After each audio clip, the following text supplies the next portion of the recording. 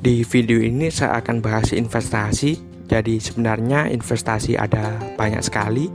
Nah, pada kesempatan kali ini saya akan bahas investasi di mata uang digital atau biasa disebut cryptocurrency atau Bitcoin. Jadi pada kesempatan kali ini saya akan bahas ya tentang investasi di cryptocurrency atau Bitcoin. Dan juga saya akan review ya pengalaman saya selama investasi di Bitcoin.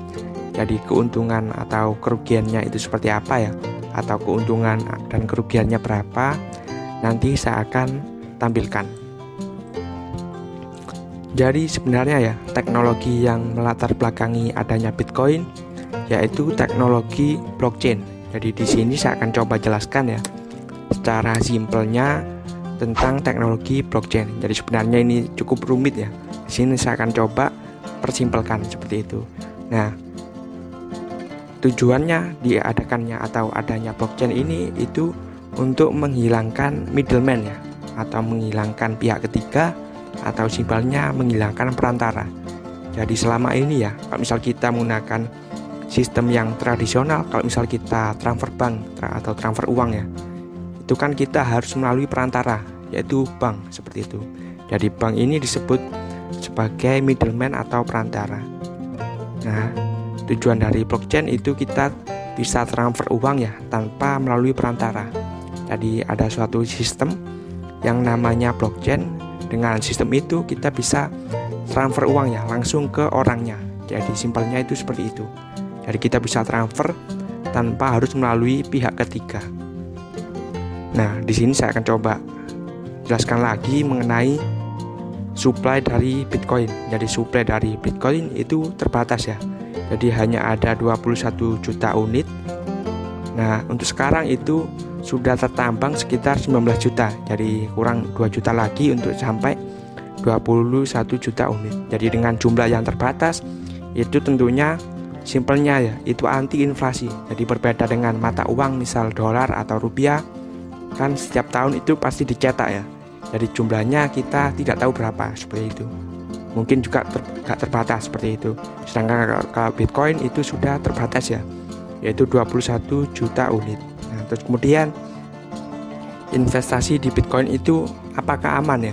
Jadi misal kita bandingkan dengan saham atau reksadana, itu kan sudah ada yang meregulasi ya, yaitu OJK atau Otoritas Jasa Keuangan. Nah, Bitcoin ini apakah legal seperti itu? Dari Bitcoin ini sudah legal ya. Jadi regulasinya di bawah Bapepti ya. Jadi Bitcoin ini masuk ke klasifikasi komoditas. Jadi bisa disamakan emas atau silver seperti itu ya. Jadi investasi di Bitcoin ini sudah resmi ya di bawah Bapepti dan masuk ke klasifikasi di komoditas. Jadi disclaimer ya. Jadi investasi di aset kripto itu sangat fluktuatif ya, atau naik turunnya itu sangat tinggi. Jadi di sini saya akan tampilkan ya salah satu kripto. Jadi kripto itu ada banyak sekali ya. Bitcoin itu hanya salah satunya. Jadi ini ada koin XVS ya. Jadi kita bisa lihat pergerakannya. Misal kita beli pada tanggal 16 Mei ya, terus kemudian sampai sekarang pada tanggal 15 Juli itu penurunannya berapa persen? Kita bisa lihat di sini. Jadi kita bisa lihat ya penurunannya bisa sampai 87%. Jadi istilahnya investasi di kripto itu sangat beresiko ya. Jadi kita bisa lihat penurunannya sampai 86%. Nah, di sini. Jadi seperti itu ya. Jadi hati-hati kalau misal investasi di kripto.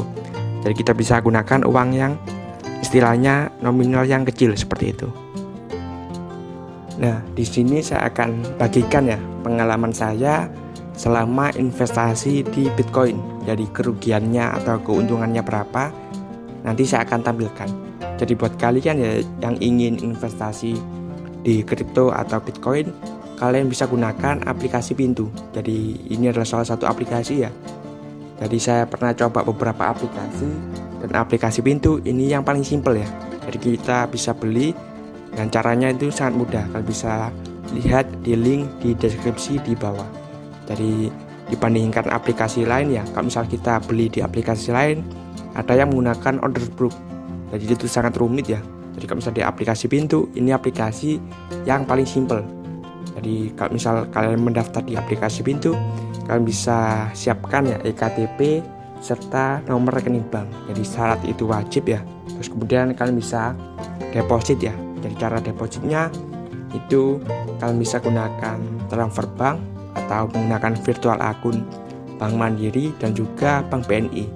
Nah, di sini juga ada catatan ya, kalau misal kita sudah deposit itu tidak bisa dicairkan ke dompet digital ya. Jadi tidak bisa cair ke GoPay atau OVO.